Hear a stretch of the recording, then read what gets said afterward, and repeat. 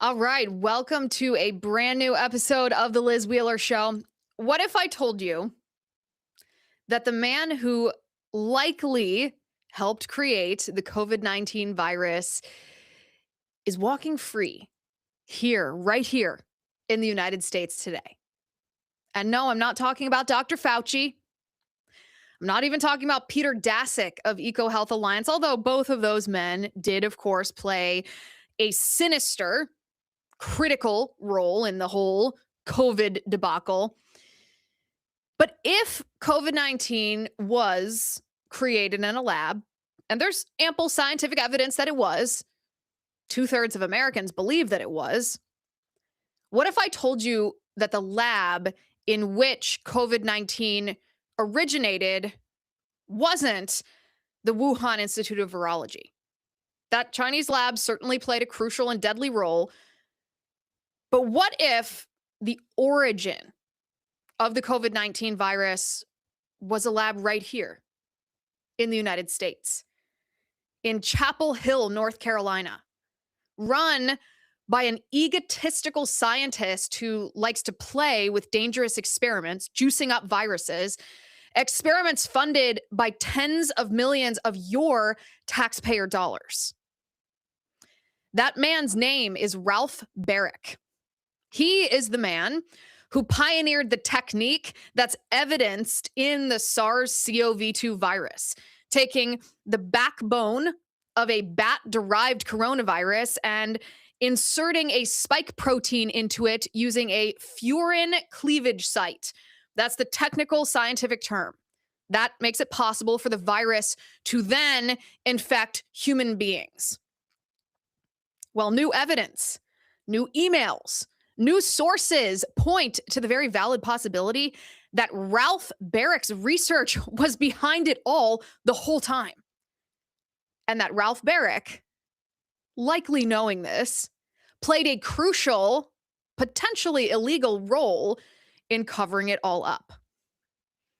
But let me not get ahead of myself. Yesterday, as I'm sure you saw, the Department of Justice announced an indictment against a former advisor to Dr. Anthony Fauci, who at the time was in charge of the NIH. This man, this former advisor to Dr. Fauci, is David Morans. He's the government official who oversaw the grant that came from Fauci's NIH.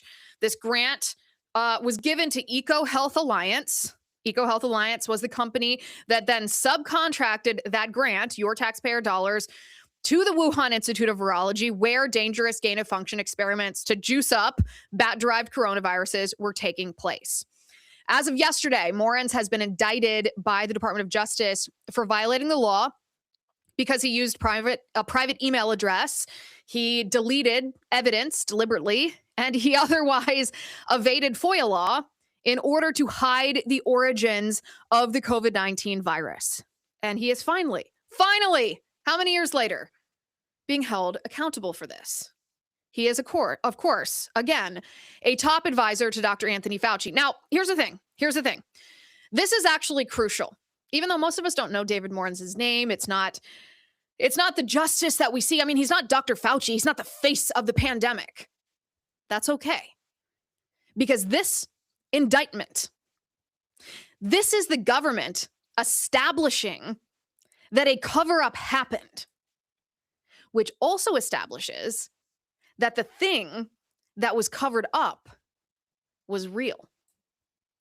And the thing that was covered up was the lab origin of COVID-19. So that brings us then to Ralph Baric, an egotistical scientist, if there ever was one, drunk with professional vanity over his own experiments that exhibited total, utter disregard to the threat they posed to humanity. This man, addicted to the cash flow that he secured from the government, tens of millions of your dollars from the NIH and other sources to pay for it all. Ralph Baric played perhaps the central role in the creation of the COVID virus, and then just as critically, in the cover-up of the origin. Paul Thacker at Real Clear Investigations has the exclusive, and I'd like to read just a little bit of what's been going on behind the scenes, thanks to new sources and new emails recently revealed, some not even publicized.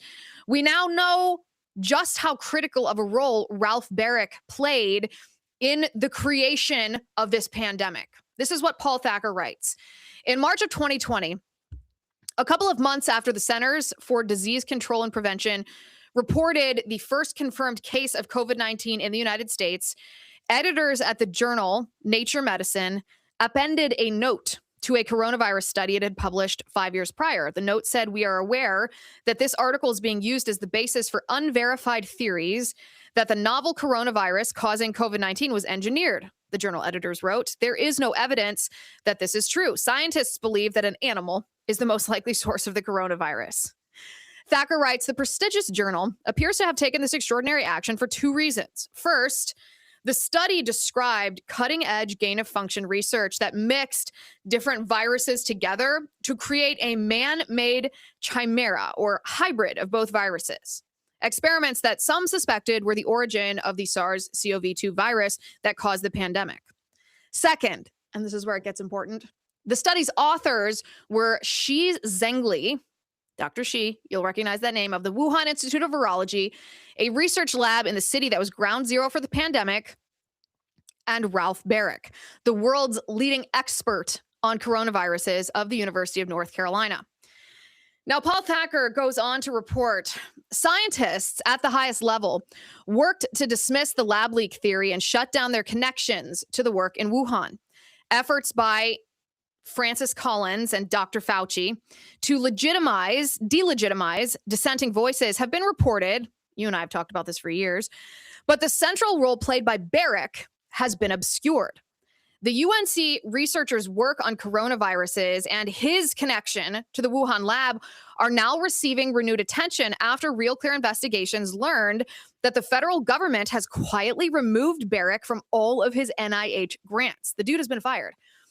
RCI, Real Clear Investigations, has also learned that UNC placed Baric on leave. UNC has also refused to cooperate with NIH officials as they have attempted to gather more facts and emails about Baric's coronavirus research, which evidence leads them to believe led to the coronavirus pandemic. Thacker continues, "A researcher whose security clearance allowed him to view still classified documents." In other words, pause there for a second. People in our federal government are still trying to hide the truth from us. This is not a cover-up that ended, that is in the past, that we are just now discovering the truth about. It is an ongoing effort. Paul Thacker writes, "A researcher whose security clearance allowed him to view still classified documents told RCI there is no doubt the virus came from a lab in Wuhan. Quote, this is a good view of what happened to virology. He said they started willy-nilly mutating viruses and then got upset when this led to 20 million deaths. Thacker said Baric's virus research has long been controversial as he pioneered gain-of-function studies, which designed viruses with unique genetic features that make them either more deadly to humans or more likely to cause an infection. This line of research posits that generating deadly viruses in labs allows scientists to create treatments before a similar pathogen evolves in the wild and begins killing humans. Again, pause there for one moment. This is the classic. I mean, this could be a movie, and these scientists play the exact stereotype of a supervillain. They are creating the virus and then profiting off of the cure. These viruses are not pandemics until they are engineered to be pandemics, and the vaccines that we are all coerced to get that profit Big Pharma just billions upon trillions of dollars, that perhaps was the goal from the beginning, was it not? Thacker goes on. By the way, before actually we read that, gain of function experimentation in the United States has an iffy history. There was a time when gain of function, when that narrative that I just made fun of, was actually the prevailing narrative in the scientific community, and government officials who were in charge of regulating it bought it. Hook, line, and sinker. Oh, science says we have to do this. This is pandemic preparedness. Like, okay, you do your dangerous, risky experiments, making, these viruses that are more infectious and more deadly, while pretending that you're creating a cure. Okay. That narrative was challenged back in 2011, when a scientist, a foreign scientist, created a new strain of influenza that was incredibly deadly. And he published his findings online in a journal, in a scientific journal. And he published the specific like DNA sequence that he used to create this very deadly influenza. And the scientific world and governments around the world were like, whoa, whoa. Are you sure we want to be publishing the scientific information, because some bad actor might then be able to create this based on your blueprint and, unleash it on the world? And so this publication that had published this new influenza DNA sequencing actually retracted that. Although the internet is forever, so I'm not sure. I'm not sure what good that did, but it led to new rules in the United States about how scientists could conduct gain of function research, which is, the scientific term for juicing up the viruses to make them more transmissible and more deadly. These new rules were not an outright ban, though. That didn't happen for about 3 more years. Fast forward to 2014. This is during the Obama administration. And by the way, this little historical vignette is important because when it's juxtaposed against Ralph Baric's research, you'll understand why it's important. So 2011, the world is kind of like, oh, what the heck are these mad scientists doing? Do we actually want them to be doing this? And there were some like guidelines placed on gain of function research as a result. Well, fast forward to 2014, and we in the public got a glimpse of just how sloppy some of these labs are when a whole bunch of scientists here in the United States contracted anthrax because they weren't good at containing it in their own lab. They were experimenting on it or studying it or whatever they claimed to be doing, and they lost it and it started infecting them. And so the Obama administration, and probably rightfully so, freaked out. Probably a just cause for an emotional reaction here. And they basically implemented a ban on gain of function. And the only exception to that ban is you could apply for essentially an exception or a variance to this ban on gain of function research. Okay. So that's where we are as of 2014. Now, again, worth noting, when Joe Biden left office and he issued all of those auto pen pardons, and Dr. Fauci was on the list of auto pen pardons, you will notice that there was no crime specified that Dr. Fauci was supposed to have committed that he was being pardoned for, but also the time span for which this pardon was supposed to be valid started in the year 2014. So the year that the ban on gain of function research began in the United States, which of course leaves us to wonder, since we are a curious people, are we not? The citizen journalist class.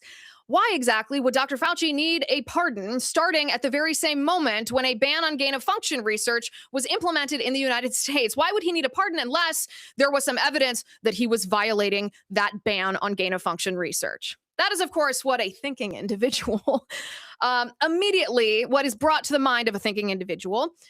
And yet, of course, the scientific class, the elitists in our government, hope we don't think that. Now, okay, let's move forward here. So the Obama White House announcing this pause on all gain of function research, just to try to assess the situation, et cetera, et cetera. What happened next? Well, what happened next? Let's check in with Ralph Baric and see exactly what Ralph Baric was doing during this particular time period. What experiments Ralph Baric might have been conducting despite the fact that he shouldn't have been. Now, if you like this episode, please subscribe to it so that we can actually hold these mad scientists accountable. Listen, we had Pam Bondi as our attorney general for a year, and we didn't see any of these indictments, any of the indictments for the big things, anything related to Fauci or COVID. Well, Todd Blanche, the acting attorney general, has been in his position for like 2 or 3 weeks, and already we are seeing developments. This is what we like to see.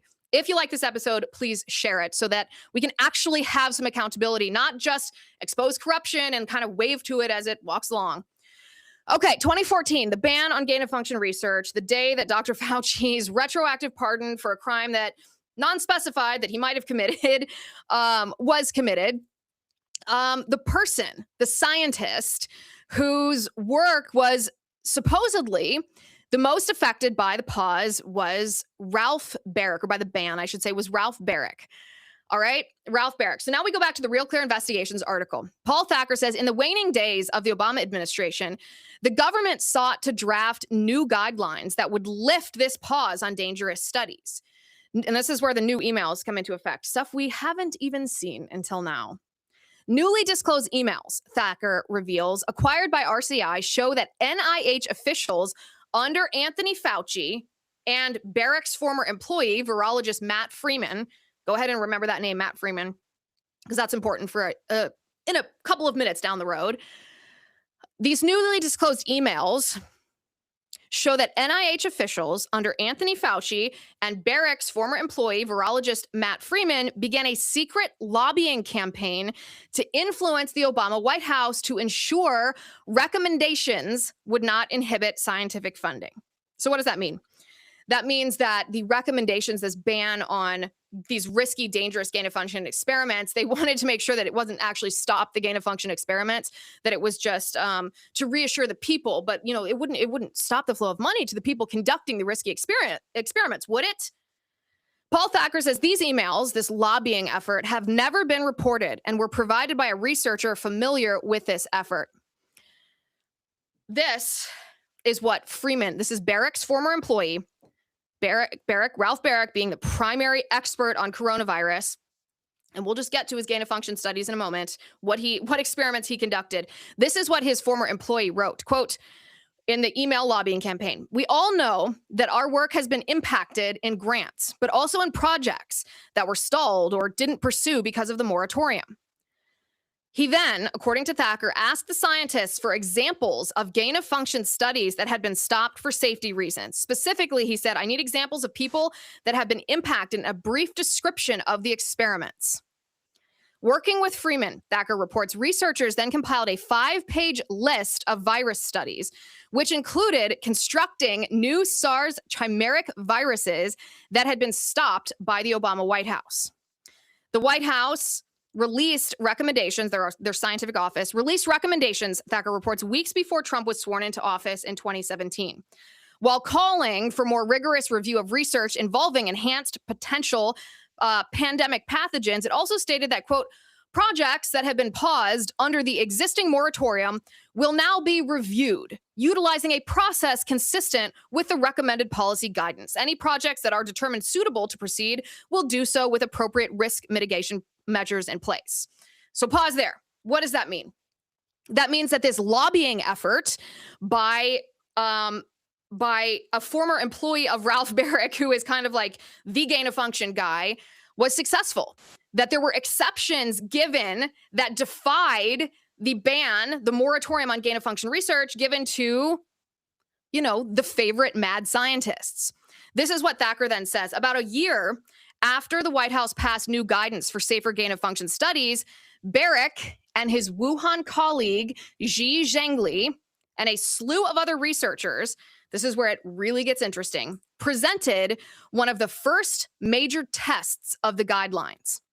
In 2018, this is 2 years prior to the COVID virus being unleashed, just a note, Baric and Chinese Dr. Shi, submitted in 2018, I should say. In 2018, they submitted a grant to DARPA, the Defense Advanced Research Projects Agency.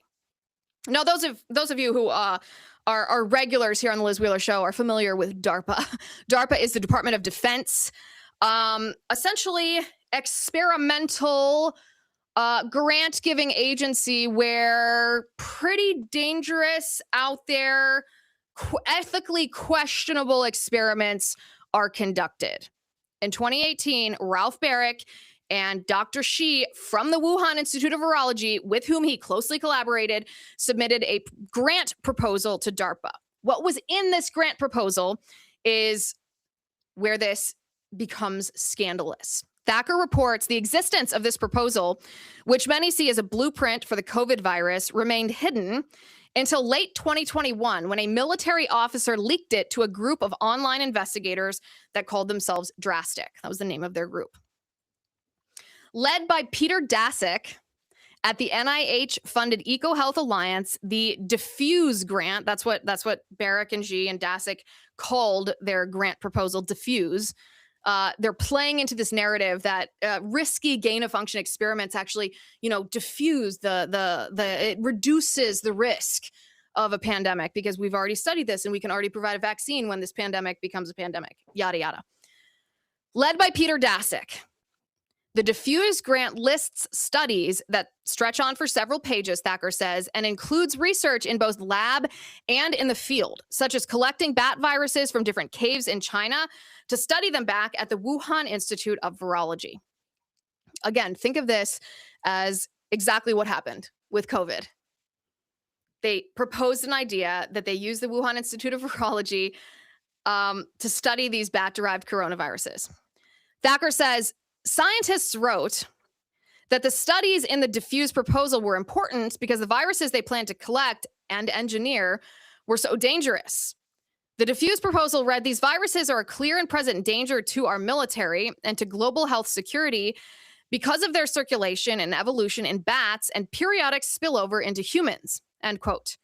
The scientists also proposed studies that seem more science fiction than science research, such as vaccinating wild bats using aerosolized lab-created viruses to prevent them from infecting American soldiers in some possible future war. This is where DARPA, by the way, gets their reputation of being just Orwellian, like scientific Orwellian. This is what Thacker then reports. But one specific study that Baric and the other virologists planned may have had tragic global consequences. The researchers proposed taking the backbone of a bat virus and inserting a spike protein with a furin cleavage site. A furin cleavage site allows viruses to infect the cells of human lungs. To see whether these lab-created viruses could cause SARS-like disease, the DEFUSE researchers plan to test them in mice whose genes had been modified to make their lungs more like those of humans.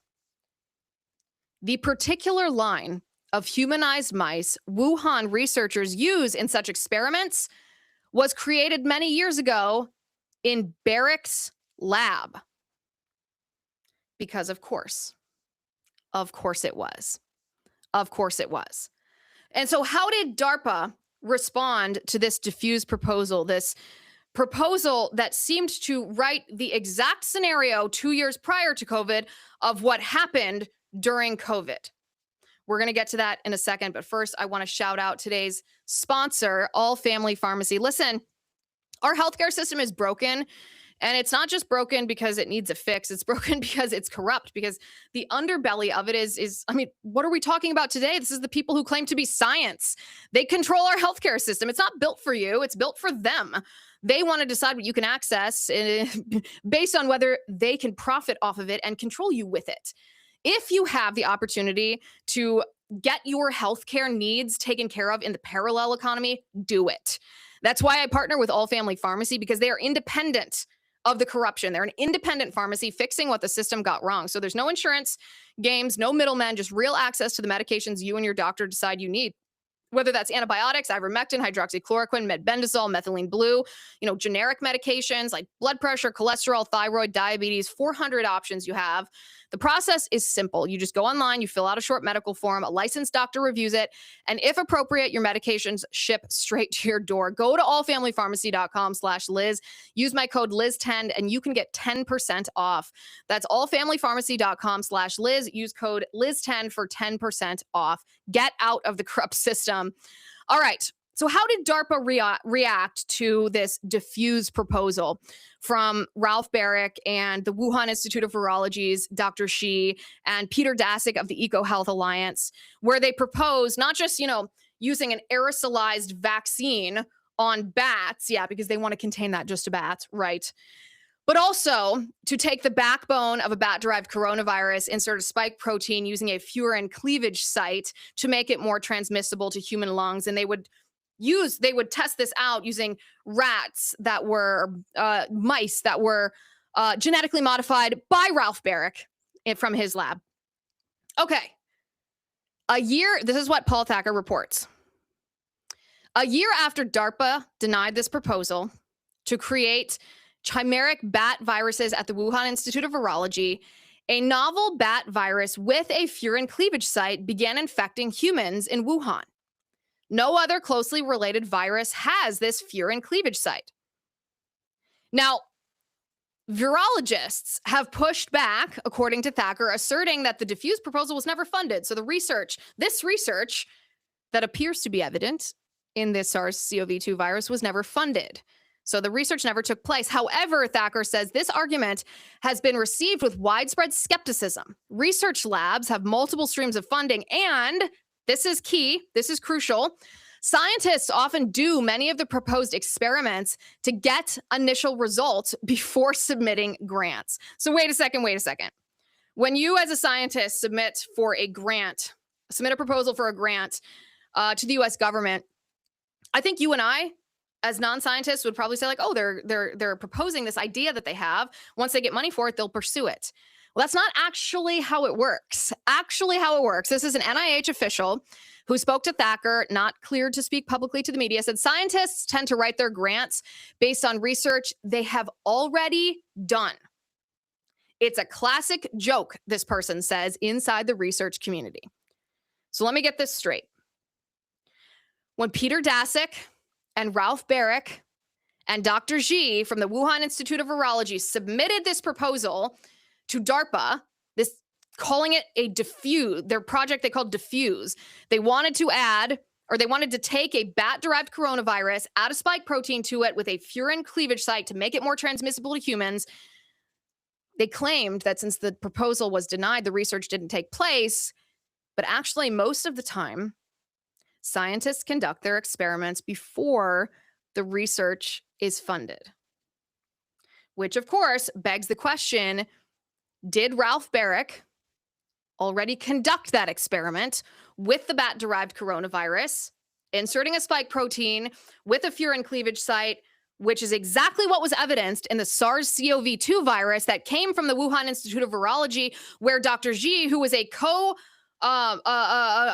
co-sponsor on this proposal, works. Well, Congress asked Ralph Baric this very question. This is what Thacker reports. Congressional investigators questioned Baric about the DEFUSE proposal in 2024. In a 2024 deposition, Baric testified that when a SARS virus that has never before had a furin cleavage site appeared in the same city as the Wuhan Institute of Virology, he forgot that he had proposed the year prior to insert furin cleavage sites into SARS viruses at the Wuhan lab. That's an awfully short memory for someone who is supposed to be the intellectual creme de la creme. Aren't scientists supposed to be incredibly academically smart and detail-oriented with retentive memories, but you just forgot the extremely detailed proposal that you submitted to DARPA of all places? Okay, this is what he testified. I had forgotten about the DEFUSE proposal, quite frankly. The grant was not funded, so I moved on. Do you believe him? Does anyone believe him? Well, the former CDC director, Robert Redfield, does not. Thacker reports virologist and former CDC director Robert Redfield told Real Clear Investigations that Baric was probably misleading Congress in that interview. Redfield believes virologists did the research in the DEFUSE proposal and then submitted the grant for funding because that's how science advances. I know enough about these proposals. He said about 50% of the work you propose in a grant is already done. That brings us to January of 2020. You remember when we first started hearing reports about a novel coronavirus that was not just infecting people in China, but had reached the United States. In January of 2020, Thacker reports, when the COVID-19 virus began circulating in the U.S., an official inside the intelligence community emailed Baric about the current coronavirus situation, asking him to give a presentation. Very timely and appropriate, Baric wrote back. I was going to email this suggestion to you when I finally shed myself of reporters today. Although the exact date of the talk is not disclosed, Baric emailed a slide presentation to his Intel contact on January 29th. On one of the slides, Baric detailed the possibility that the pandemic started from an accidental release at the Wuhan Institute of Virology, which he noted studies bat viruses closely related to the new coronavirus. That's the end of January, January 29th. February of 2020, you see this concerted media effort begin. And when I say concerted media effort, it wasn't even the media parroting this narrative yet. It was individuals within the scientific community who were using the media to push back on what Ralph Baric had said in this presentation on the slide that you're viewing on your screen right now, that there's a possibility that this pandemic started from an accidental release at the Wuhan Institute of Virology, because that's where experiments such as evidenced inside this virus itself were happening. But suddenly Dr. Fauci appeared on, I believe it was Newt Gingrich's podcast, and said, this lab leak theory is a conspiracy theory. It's just a conspiracy theory. And he provided no pushback on it, no counter argument to the scientific claim that what's evidenced in SARS-CoV-2 doesn't happen naturally in nature. That's something that, happens from a lab. And then the mainstream media jumped on. Then very shortly thereafter, you see the Washington Post write a hit piece on Senator Tom Cotton, because Tom Cotton had asked the question, did this originate from a lab? Because it's a good question. And the Washington Post had called Tom Cotton a conspiracy theorist and all sorts of names. And, every member of the mainstream media from there knew their talking points. Except the New York Post. The New York Post very courageously, this makes them real journalists, published a column, this is what Thacker reports, arguing that the virus may have leaked from a lab. One of Baric's colleagues on the DEFUSE proposal, a virologist named Danielle Anderson, then called such a claim appalling in a supposed fact check on the piece. Like Baric, Anderson remained mum about the experiments in the DEFUSE proposal.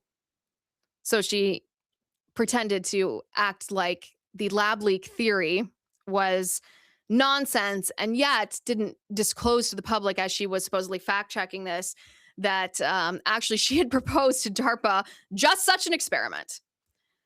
But because of this, 2 days later, Facebook began blocking the New York Post article for promoting false information. We weren't even allowed to discuss this theory that COVID-19 had originated from the lab. Fast forward to the end of that month, the end of February 2020. This was shortly before the lockdowns were imposed on us in the United States. Baric gave a public talk, Thacker says, to congressional staffers about the virus and presented many of the same slides he used to brief intelligence officials the month prior. However, the slide discussing a possible lab accident in Wuhan did not appear. And Baric made no mention of the DEFUSE experiments, nor did Baric bring up the virus's furin cleavage site, which makes it uniquely adapted and deadly to humans. And suddenly, we're watching unfold a scenario where it appears that the man who invented this scientific technology that was evidenced in the SARS-CoV-2 virus, even though his proposal was denied in the scientific community, it's not expected that you wait to begin your experiments until your proposal is funded. Ordinarily, you've done the work beforehand. Suddenly, this man who had admitted the possibility that SARS-CoV-2 came from a lab began to cover up this possibility. It gets worse. Thacker says during the first few months of the pandemic, virologists published 3 scientific papers that labeled the possibility of a lab leak as a conspiracy theory. The first example was a widely reported February letter in The Lancet, signed by 27 scientists, that cast a Wuhan lab accident as a conspiracy theory. You remember this if you remember all the time we spent together during COVID, breaking down everything that was happening. You remember this Lancet letter. Emails show the letter had been orchestrated by Baric's ally, Peter Daszak of EcoHealth Alliance. I remember the day that we found out that information. I remember going on air and saying that letter, these scientists, they have a wild, unethical, evil conflict of interest. This is not real. It's an op. Now, interestingly, Thacker reports while gathering signatures for that journal letter that was supposedly objective but wasn't, Daszak wrote to Baric saying that Baric should not sign the letter so that it has some distance from us and therefore doesn't work in a counterproductive way. Yeah, you don't want it to look like the person conducting the experiments is telling you that it couldn't possibly be a lab leak. That wouldn't cause anyone to be suspicious. The second paper, Thacker writes, the Nature Medicine Proximal Origins paper is widely seen as discredited because Republicans later charged that Fauci had helped orchestrate the paper. So the first journal article was orchestrated by Peter Daszak, who specifically told Baric to stay away. The second one was orchestrated by Dr. Fauci, who had conflict of interest in this. And the third journal article that went completely viral in a journal called Emerging Microbes and Infections, Baric was directly involved in this, directly. However, he didn't disclose that. This is what Thacker reports. Emails show that both Baric and his Wuhan colleague Xi Zhengli provided secret edits to that manuscript. After one of the paper's authors sent Baric a draft asking for his input, Baric responded, sure, but don't want to be cited in as having commented prior to submission. After then submitting alterations to the text in track changes, Baric added, I think the community needs to write these editorials, and I thank you for your efforts. But of course, Thacker notes, failing to disclose authors on a paper is considered a form of research misconduct. The journal failed to take any action. 5 years after publication, the journal added a disclosure in January of 2025, right when Donald Trump was about to be inaugurated for a second term, that acknowledged Ralph Baric's contribution to the commentary. So now we are back at the beginning. Where did the COVID-19 virus originate? Former CDC director Robert Redfield, this was 2 years ago in 2024 on a podcast, said there's a real possibility that the virus's birthplace was Chapel Hill. He said this is a real big source of grant money. It's a big source of fame, a big source of science prizes, he said, talking about risky, dangerous gain-of-function research experiments. They're not thinking whether there's a downside, but there's a huge downside, and I think we experienced it. It was called the COVID pandemic. So let's circle back to where we began. When we think of the face of the pandemic, the face of COVID-19, we think of Dr. Fauci, because he at the NIAID, which was a sub-agency of the NIH, was granting taxpayer-funded money for gain-of-function experiments and then lying to Senator Rand Paul specifically in the Senate about this. We think of Dr. Fauci. We think of the Wuhan Institute of Virology. We think of Peter Daszak as that go-between. EcoHealth Alliance got that NIH grant and then subcontracted that money to the Wuhan Institute of Virology. But the name that's been missing for 6 years in this narrative is the name Ralph Baric. Ralph Baric is the scientist who pioneered, not only is he the preeminent gain-of-function researcher in the United States of America, he pioneered the exact technological, scientific sequence that we saw within the SARS-CoV-2 virus, taking a bat-derived coronavirus, inserting a spike protein in it with a furin cleavage site so that it's transmissible to humans. He applied for a grant to conduct these experiments. The grant was denied, but in the research scientific community, everyone knows you do your research before you apply for a grant. So the likelihood that Ralph Baric had already begun to conduct these experiments with his co-author on that proposal, Dr. Xi from the Wuhan Institute of Virology, I would rank as pretty high. The probability of that is up there. And then he began to take part in the cover-up. Again, the Department of Justice yesterday indicted an advisor of Dr. Fauci, David Morans, for hiding information about the origins of the COVID-19 virus. And you've never heard of David Morans, and I've never heard of David Morans. And it doesn't matter that we've never heard of David Morans because this indictment is critical. It's critical because it establishes not just that the cover-up happened, but it establishes the thing that was covered up.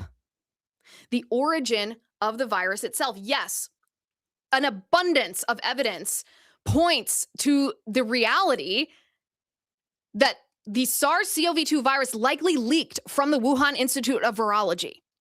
But that lab leak from the Wuhan Institute of Virology isn't the whole story. That lab in Wuhan is likely not where it began. The Chinese scientists who let loose, by accident or otherwise, that virus couldn't have done so had not Ralph Baric created the exact scientific process evidenced in the SARS-CoV-2 virus in the first place. If there is one man whom you could name as responsible for the creation of the COVID-19 virus, a likely co-creator, you could label him if you wanted to be charitable, that man would be Ralph Baric.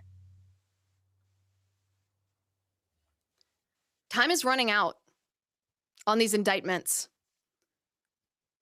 Time is running out on the opportunity of the Department of Justice to pursue justice for what happened during COVID.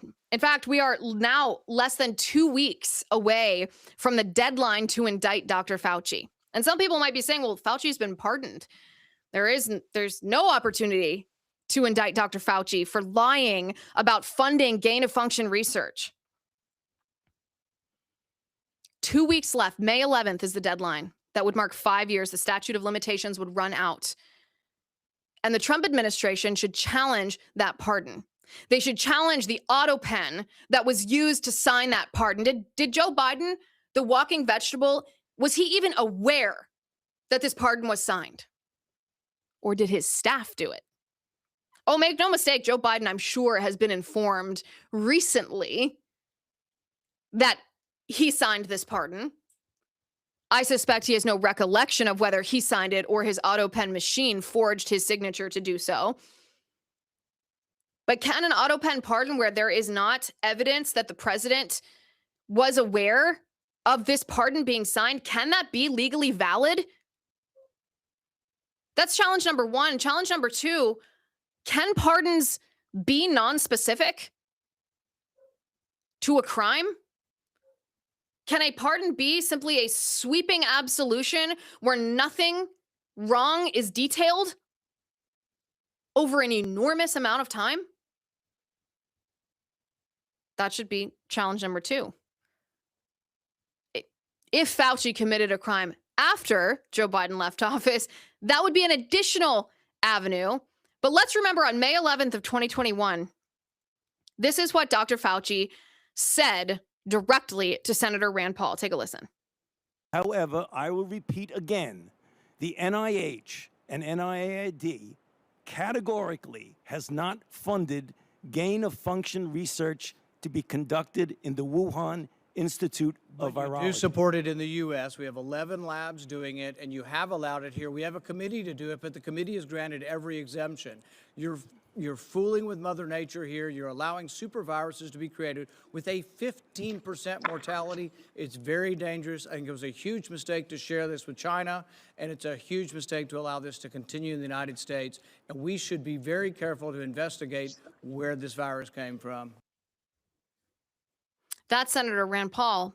But then, that was May 11th, 2021. You fast forward to July 20th, and this is the back and forth. Before we get to that, I want to shout out our second sponsor today, Preborn. Listen, the voices in our culture that are the loudest, oftentimes are the ones that are the least loyal to telling the truth. They're the liars. They're the propagators of fake news.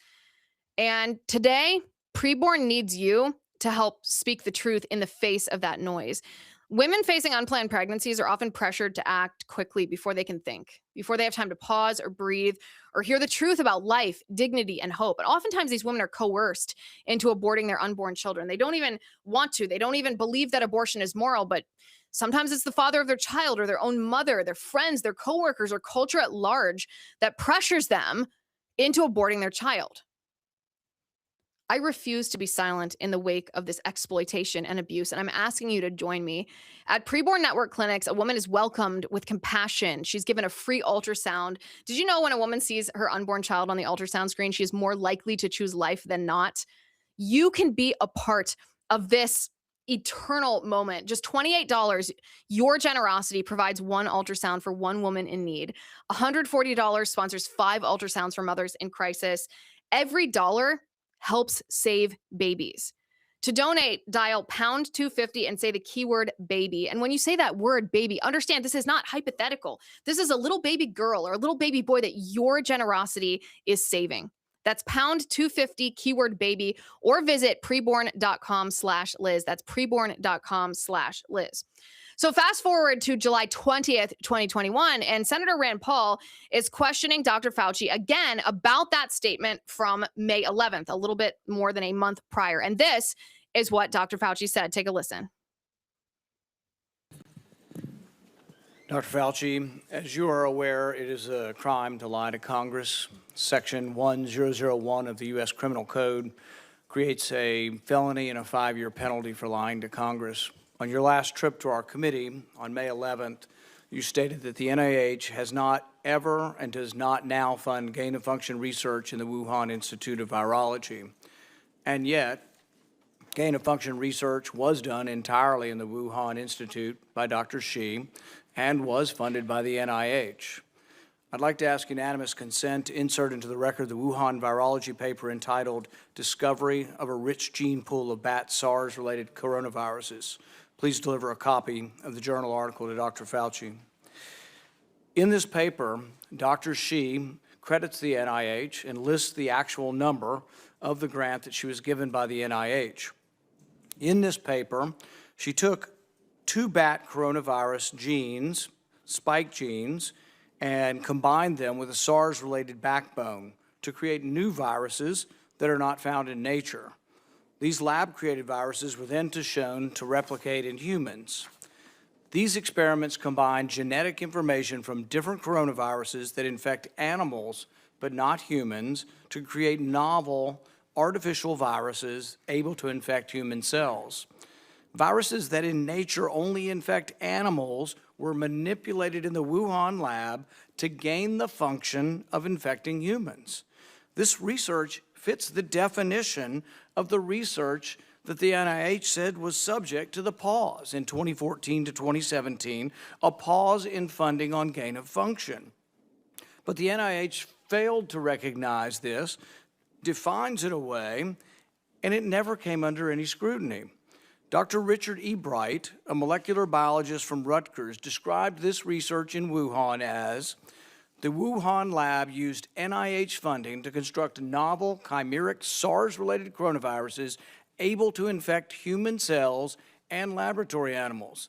This is high-risk research that creates new potential pandemic pathogens that exist only in the lab, not in nature.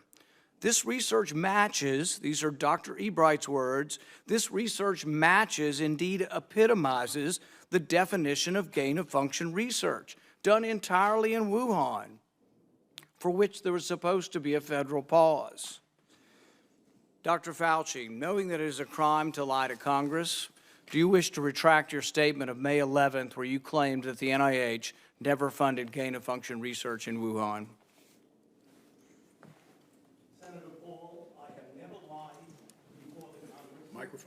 Your microphone. Senator Paul, I have never lied before the Congress, and I do not retract that statement.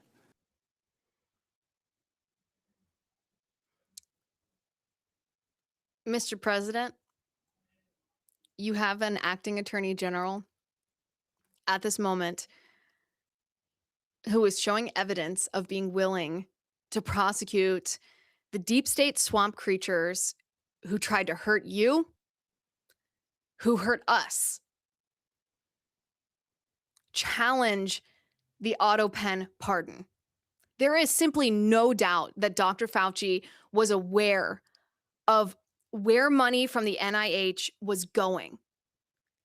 Through EcoHealth Alliance, Peter Daszak's operation, to the Wuhan Institute of Virology, to a specific woman, Dr. Shi, who was working hand in glove with Ralph Baric at UNC to conduct these exact experiments that were evidenced in the SARS-CoV-2 virus.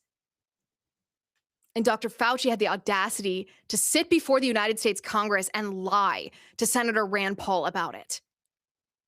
COVID became a defining characteristic of your first term. And you said something, Mr. President, on Joe Rogan's podcast after your first administration that has stuck with me the entire time. You said, had not COVID been unleashed on the United States, the economic prosperity that we were set to experience as it related to the tariffs that you were just beginning to use as a tool to level the playing field and to stop countries around the world from taking advantage of us on trade deals, you said that economic prosperity would have been unlike anything we have ever seen in the United States.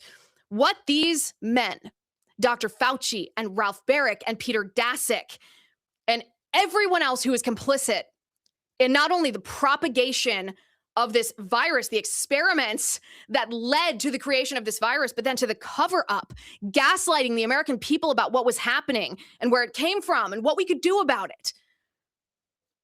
derailed one of the opportunities that you had for one of the biggest accomplishments in American history. But we're lucky because you're back in office now. You have a second term. You've faced the deep state before, and now you understand who you're facing. You have an opportunity to hold these men accountable for what they did to us and how they lied to you. Challenge Joe Biden's auto pen pardon. Challenge the idea that a pardon can be non-specific to any crime committed, just a sweeping pardon to provide amnesty to someone who did what Dr. Fauci did. This would be one of the biggest gifts you could give your base of almost any that I can think of. And you have all the evidence and all the information from the indictment from the Department of Justice yesterday of David Morans to the evidence piled up against Dr. Fauci to new evidence piling up against Ralph Baric. This would be a defining historical moment that you could claim as your own. And I highly encourage you to seize the day and take this opportunity. All right. As I said a couple of weeks ago, I have hope that the justice that we voted for is in the pipeline, that it is yet to come. We still have, yes, a ticking clock. We feel the urgency, but we still have time to secure justice for these crimes if the Trump administration chooses to do so. All right, guys, make sure you're subscribed to this show, youtube.com/Liz Wheeler. On X, we are Liz_Wheeler. On Spotify, we are The Liz Wheeler Show. Please leave us a 5-star review over on Spotify when you are subscribing. Thank you for watching today. Thank you for listening. I'm Liz Wheeler. This is The Liz